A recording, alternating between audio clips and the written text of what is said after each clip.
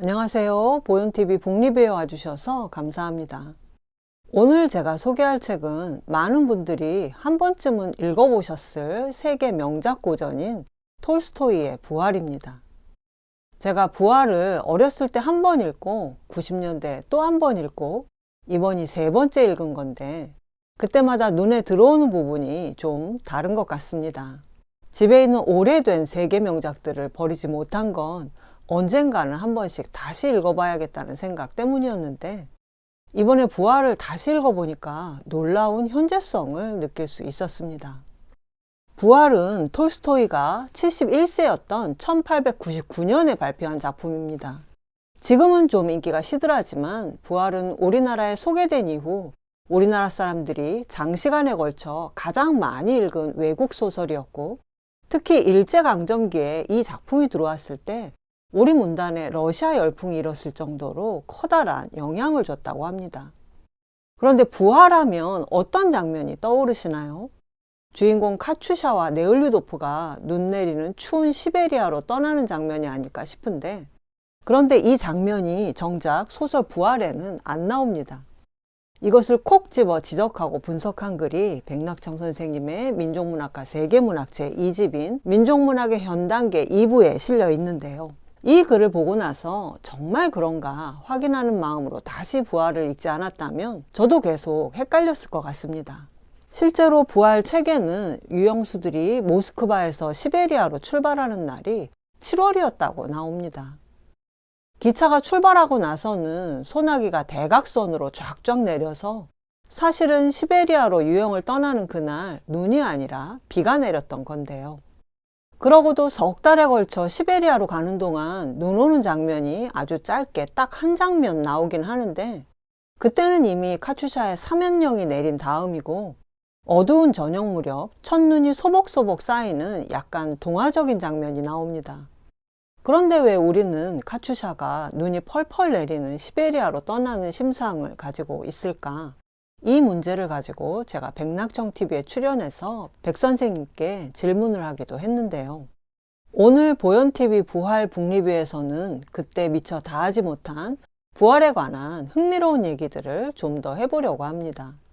우선 백낙청 선생님의 연구에서 알게 된 것은 우리가 부활에 대해 잘못된 심상을 가지게 된 것이 외국 문학인 부활을 주체적으로 받아들이지 못한 것과 관련이 있다는 것이었습니다. 일본이 부활의 내용 중에 지극히 통속적인 소재만을 부각해서 창극을 만들고 여기서 카추샤의 노래가 불렸는데 이 노래가 일본 레코드 역사상 제1호 인기곡이었다고 합니다. 이렇게 일본이 지극히 통속적으로 부활을 받아들인 방식이 그대로 들어와서 우리나라에서도 영화로 만들어지고 대중가요로 불려지면서 그토록 많은 사람들이 책을 읽었음에도 불구하고 부활에 대한 가장 대표적인 이미지가 카추샤의 사랑 이야기와 눈이 펄펄 내리는 시베리아 유형길에 따라 나선 남자 주인공의 사랑과 희생, 여기서 크게 벗어나지 못했던 건데요. 물론 부활의 주요 스토리라인은 주인공 네을류도프와 카추샤의 사랑 이야기입니다. 네을류도프가 젊었을 때 고모집에서 양녀처럼 자라면서 어느 정도 교육을 받았지만 집안일을 돕는 하녀였던 고아소녀 카추샤와 서로 좋아하는 마음을 품고 하룻밤을 보냈지만 네을류도프는 전혀 책임질 마음이 없었기 때문에 백루블을 억지로 카추샤에게 던져주고 도망치듯 떠나버립니다.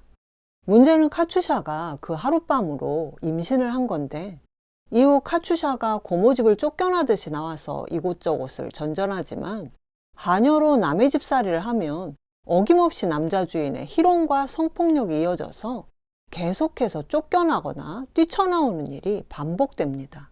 그 와중에 아이를 낳지만 고아원으로 보낸 아이는 곧 죽고 마는데요.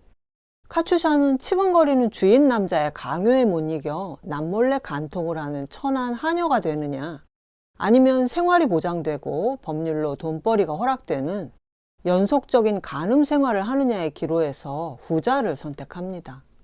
카추샤는 눈에 띄는 미모였기 때문에 거의 길거리 캐스팅을 제안받았고 그리고 8년이 흐르고 나서 어느 술 취한 손님을 독살하고 돈을 훔쳤다는 죄명으로 재판을 받게 됐는데 마침 네을류도프가 이 재판에 참석했다가 카츄샤를 알아본 데서 이야기가 시작되고 있습니다. 책에 나와 있는 설명에는 부활의 스토리에 대해 두 가지 설이 있다고 합니다. 첫째는 톨스토이가 결혼 전 자신이 저지른 두 가지 죄악을 제자에게 고백한 적이 있는데, 하나는 영지 농민의 딸과 관계했고 또 하나는 숙모집의 마샤라는 순진한 하녀와 관계를 가졌는데, 이 하녀는 결국 타락해서 일생을 망쳤다고 합니다. 두 번째는 당시 신문기사에 부활과 비슷한 실제 사건이 실린 것을 톨스토이가 봤다는 겁니다. 당시 한 청년이 자신 때문에 몸을 망친 여인이 재판을 받게 된 것을 보고 시베리아 유형지까지 따라가서 결혼하겠다고 결심했는데, 그러나 실제 그 여인은 감옥에서 병에 걸려 죽었다고 하는데요. 어쨌든 결말을 봐도 그렇고 주인공 네흘류도프는 톨스토이 자신을 형상화한 것 같습니다. 그런데 제가 부활을 다시 읽어봤더니 주인공인 네흘류도프와 카츄샤의 비중이 3분의 1도 채 안 됩니다. 회상을 빼면 두 사람이 만나는 장면 자체가 거의 없고요. 오히려 톨스토이가 가장 신경 써서 묘사한 부분은 잘못된 러시아의 형사 재판 제도를 통해 제정 러시아 사회가 얼마나 부패해 있는지를 성찰하고 고발하는 부분입니다. 주인공 네흘류도프는 자신이 속한 지극히 사치스러운 생활을 하는 상류 사회가 부당하게 토지를 점유함으로써 많은 사람들의 고통과 희생 위에 기생하고 있음을 알고 상류사회 사람들에게 부끄럽고 더럽다는 감정을 느낀 반면, 감옥 안에서 만난 죄수들, 그리고 시베리아로 가는 기차 안에서 만난 민중들과 이야기를 나누고 이것이 진정한 상류사회다, 이렇게 느끼기도 하는데요. 저는 이 부활을 다시 읽고 톨스토이가 위대한 리얼리즘 작가인 이유를 알 수 있었습니다. 톨스토이가 1880년대 러시아 사법제도를 비판하는 대목이 바로 지금 우리 사회를 말하는 것 같이 느껴졌기 때문인데요.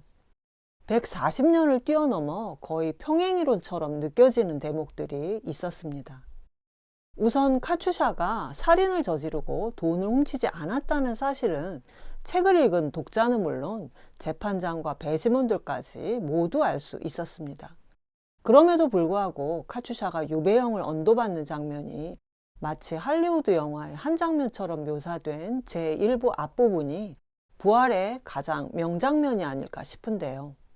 한 사람의 운명이 결정되는 너무나도 중요한 재판이지만 재판을 맡은 재판장과 배심 판사들은 불륜이나 부부싸움 같은 자신들 생활의 문제에 얽매여서 이들에게 가장 중요한 관심사는 어떻게 하면 재판을 빨리 끝마칠까 하면서도 권위와 자족감을 위해 재판을 질질 끄는 그런 이중적인 모습을 보입니다. 그런데 이 중 눈을 뗄 수 없는 씬 스틸러가 바로 검사보인데요. 모두들 카츄샤의 무죄를 확신하지만 유독 검사보만은 카츄샤가 세기말적이고 퇴폐적인 범죄를 저질렀다는 확신을 가지고 카츄샤를 사회의 병리적 존재로 규정합니다. 이 검사보를 톨스토이는 이렇게 묘사했습니다. 그는 천성이 우둔한 데다가 불행하게도 중학교를 졸업할 때 금메달을 탔으며 대학에서는 로마법에 규정된 용역권에 관한 논문으로 상을 받기도 했으므로 형편없이 우쭐하였다. 거기에다 여자 문제도 성공해서 더욱 그렇게 되었던 것이다. 그런 까닭으로 그는 형편없는 바보가 되어 버렸다. 천성이 우둔한 검사가 성공하면 더 형편없는 바보가 된다는 이 표현이 너무나 강렬합니다. 네흘류도프는 이제까지 죄악에 가득 찬 자신의 생활을 청산하기로 결심하고 카츄샤는 물론 감방 동료들의 억울한 사연을 풀어주기 위해 동분서주합니다. 그 과정에서 결코 죄가 될 수 없는 일로 감옥에 갇힌 사람들이 너무 많다는 것을 알게 된 네흘류도프가 변호사와 대화를 하는 장면이 나오는데요. 네흘류도프가 농부들이 보금서를 가지고 모임을 했다는 이유로 무더기로 기소된 사건을 두고 순경은 상부의 지시대로 움직인다고 쳐도 기소장을 작성하는 검사보는 교양 있는 인간일 텐데 어떻게 이런 일을 기소할 수 있냐고 하자 변호사가 이렇게 대답합니다. 바로 거기에 오해가 있습니다. 사람들은 검사나 재판관이라고 하면 일반적으로 무슨 새로운 자유주의적 인물인 양 생각하는 버릇이 있습니다. 그들도 한때는 그런 인물이기도 했습니다만 지금은 전혀 다릅니다. 그들은 다만 월급날인 20일에만 정신이 팔려있는 보통 관리에 지나지 않습니다. 그들은 월급을 받고 있는 이상 더 많은 월급을 받았으면 하고 원하고 있으며 그들의 주의 주장도 이 한 곳에만 집중되어 있는 것입니다. 그래서 그들은 닥치는 대로 기소하고 재판하고 유죄로 판결해버리는 것이지요. 복음서를 읽을 때 교회의 해석과 다른 해석을 한 것이 입증되면 유형뿐 아니라 징역형도 받게 돼 있다고 하면서 변호사는 이렇게 덧붙입니다. 나는 감사하다는 마음 없이는 그들을 대할 수 없습니다. 왜냐하면 나나 당신이나 우리들 모두가 감옥에 들어가지 않고 있는 것은 오직 그들의 자비에 의한 것이니까요. 사실 우리들 중에 누구일지라도 공민권을 박탈해서 그리 멀지 않은 곳에 유형을 보내는 것쯤은 그들로서는 아주 간단한 일입니다. 그러자 네흘리도프가 지극히 상식적인 항변을 합니다. 그러나 그런 식으로 법률을 적용할 수도 있고 안 할 수도 있듯이 검사나 판사의 마음대로 되는 일이라면 무엇 때문에 재판 같은 것을 합니까? 소설 부활에 나오는 이 장면을 지금 대한민국에 살면서 이토록 공감하면서 읽게 될 줄은 미처 몰랐습니다. 우리가 성문법이 있는 법치주의 사회에 살고 있고 그래도 법의 판단을 객관적이고 최종적인 판단으로 여기는데 이 법제도가 과연 공정하게 작동하고 있는지에 대해서는 확신이 들지 않습니다. 특히 검찰 출신이 행정과 사법, 국회까지 권력의 모든 요직을 장악한 현대의 검찰공화국에서는 기소권이라는 칼을 가진 검찰의 선택이 재판 결과보다 더 중요하게 작용하고 있다는 생각이 드는데요. 그리고 또 한 가지 부활에서 평행이론을 느낀 부분은 아까 유형수들이 시베리아로 출발한 날이 7월의 무더운 날이었다고 했는데 감옥에서 죄수들이 기차역까지 행진하는 동안 평소 전혀 운동을 못하다가 땡볕에 먼 길을 걷게 되자 일사병으로 5명이 죽는 장면이 나옵니다. 책의 각주를 보면 1880년대 초 러시아에서 부트이스키 감옥에서 니제고르드 역으로 죄수들을 이송하는 도중 일사병으로 5명이 죽은 사건이 실제로 있었다고 하는데요. 이 광경을 직접 목격한 네흘리도프는 사망자의 시신을 일일이 쫓아다니면서 이 비극이 왜 일어났는가를 성찰합니다. 수백 명의 유형수, 남자 623명, 여자 64명이 모여서 기차역까지 행진하는데 출발할 때쯤 7월의 해가 중천에 있었고 더위는 극심했다. 벽과 돌은 흡사 뜨거운 김을 내뿜고 있는 듯 했다. 발은 뜨거운 보도에 댈 것만 같았다. 이런 표현이 나오는데 그런데 이런 날씨에 많은 사람들을 행진시킴으로써 생길 수 있는 일에 대해 누군가는 총체적으로 20번은 더 생각해야 했지만 순경과 경찰서장 그리고 전옥과 현 지사는 자기 일을 했을 뿐 아무런 조치도 없었던 것을 두고 네흘리도프는 인간에 대해 인간다운 태도를 가지지 못했기 때문에 생긴 일이라고 생각합니다. 관직에 매여 있다는 이유로 가장 소박한 동정심도 느끼지 못하는 냉혈한이 됐다는 건데요. 그러면서 결국 이런 결론을 내립니다. 인간 상호 간의 사랑은 인간 생활의 근본 법칙이기 때문에 사람들에 대해 애정을 느끼지 못할 때에는 차라리 가만히 있는 것이 좋다. 해를 입지 않고 유익하게 인간을 접촉할 수 있는 것은 애정이 있을 때뿐이다. 인간에 대한 기본적인 존중심을 갖지 않을 거면 인간의 중요한 일을 결정하는 공무원 일을 아예 맡지 말아야 한다는 게 톨스토이의 결론인데요. 우리가 12구 이태원 참사를 돌이켜볼 때도 행안부 장관이나 서울시장과 용산구청장, 경찰청장과 용산서장 누구라도 좁은 공간에 수십만 명이 몰려들었을 때 생길 수 있는 일을 총체적으로 20번은 더 생각해야 했지만 하지 않았다는 데서 그리고 참사 직후 전혀 책임감을 느끼지 못하는 행동과 말을 보면서 그들이 공무원을 하기에 적합한 인간관을 가지고 있는지 근원적으로 질문할 수밖에 없습니다. 이 외에도 톨스토이는 부활에서 그리스 정교의 예배 절차를 신랄하게 비판했습니다.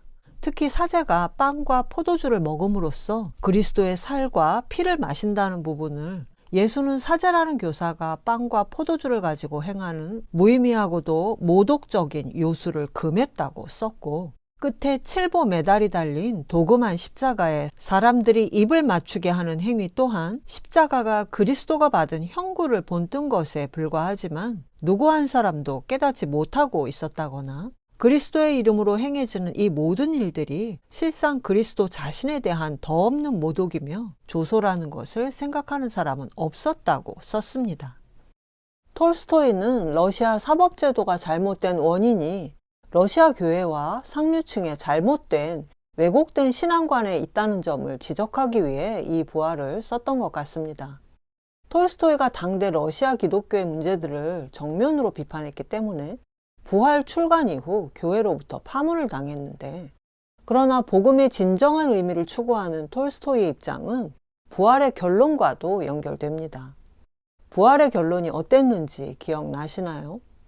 네을류도프와 카추샤가 시베리아에서 결혼해서 잘 살았을까요? 아니면 둘 중 한 사람이 죽음으로써 비극적인 이별을 했을까요? 두 사람의 이야기만으로 보면 결말은 무척 시시합니다. 시베리아에 도착한 네을류도프는 황제에게 올렸던 사면 청원이 받아들여져서 곧 특사령이 내릴 거라는 연락을 받습니다. 이제 카추샤는 시베리아가 아닌 다른 지방에서 사는 것이 허락돼 두 사람이 어디로든 떠날 수 있게 된 건데요. 그런데 이런 기쁜 소식을 안고 시베리아 장관댁 만찬에 참석한 네을류도프는 오랜만에 접한 상류사회의 익숙한 분위기에서 인간다운 삶을 느끼고 고향에 온 것 같은 편안함을 느낍니다. 그리고 나서 사면령이 내렸다는 소식을 알려주기 위해 마지막 면회를 하는데, 카추샤를 보는 순간 그의 내면에서 이런 소리가 들려옵니다. 나는 살고 싶다. 가정을 갖고 싶고 애도 갖고 싶다. 인간다운 생활을 하고 싶다. 네을류도프가 카추샤와 결혼을 결심하고 시베리아까지 오긴 했지만 어디까지나 자신의 속죄를 구하고 하느님께 바치기 위한 희생의 행동이었지, 카추샤를 사랑해서 그런 것이 아니라는 것은 중간에 몇 번이나 드러나 있기 때문에 어떻게 보면 너무나 당연하다고 할 수 있습니다. 그러나 카추샤는 다시 네을류도프를 사랑하고 있었기 때문에 그의 인생을 망치지 않기 위해 자신을 사랑하는 정치범 시몬손과 떠나기로 결심하는데, 그런 카추샤를 네을류도프가 그냥 보내고 나서 크게 잘못을 뉘우치지도 않고 러시아 사회의 부패 문제를 복음서에서 해결하는 데 골몰한 다음 일말에 답을 없는 것으로 소설이 끝이 납니다. 자, 주인공들의 결말이 이렇다 보니까 또다시 카추샤를 버린 꼴이 된 네을류도프가 뼈저린 반성을 하지 않는 것을 두고 백낙청 선생님은 적어도 네을류도프의 경우 부활이 아닌 부활 미수 사건에 해당한다고 말씀하셨는데요. 저도 이 말이 너무 재밌고 흥미로워서 정말 그런가, 정말 부활이 아닌 부활 미수 사건일까 알아보기 위해 끝까지 자세히 읽어봤습니다. 저는 백낙청 선생님과는 조금 다른 결론을 내렸는데요. 백 선생님께서 부활 미수 사건이라고 하신 것은 부활의 결말이 다시 태어나는 수준의 전인격적인 갱생이나 정신개벽에는 못 미친다는 점을 말씀하신 건데, 그러나 부활은 원래 기독교에서는 굉장히 한정된 의미로 쓰이는 말입니다. 종말의 날에 죽었던 사람의 몸이 다시 살아나 하늘로 올라가는 게 기독교의 부활이죠. 실존적이고 내면적인 의미로도 부활은 진정한 복음의 의미를 깨닫고 그리스도를 새롭게 받아들이는 그리스도와의 관계 속에서나 가능한 개념인데, 톨스토이는 어디까지나 부활이라는 제목을 기독교적인 의미로 썼기 때문에 네을류도프의 반성보다는 그의 영혼이 새로운 복음의 의미를 깨닫고 다시 태어나는 것에 주안점을 두었다고 생각됩니다. 부활의 마지막 문장이 이렇게 끝나는 것을 봐도 알 수 있는데요. 그날 밤부터 네을류도프에게는 전혀 새로운 삶이 시작되었다. 그것은 그가 새로운 생활의 조건에 들어갔다는 게 아니라 그때부터 그의 신상에 일어난 모든 것이 지금까지와는 전혀 다른 의의를 지니게 되었다는 것이다. 그의 생의 새로운 시작이 어떠한 결말을 맺을지 그것은 미래가 말해줄 것이다. 그러니까 애초에 톨스토이가 이 작품의 주제와 제목을 기독교적인 좁은 의미의 부활로 정한 것에 우리가 부활 미수로 느낄 수밖에 없는 한계가 이미 들어있었다고 생각됩니다. 제가 백낙청 선생님의 부활 평론, 서양 명작 소설의 주체적 이해를 위해 톨스토이의 부활을 중심으로 이 글을 읽고 나서 정말 그런가? 부활 미수 사건인가 아닌가?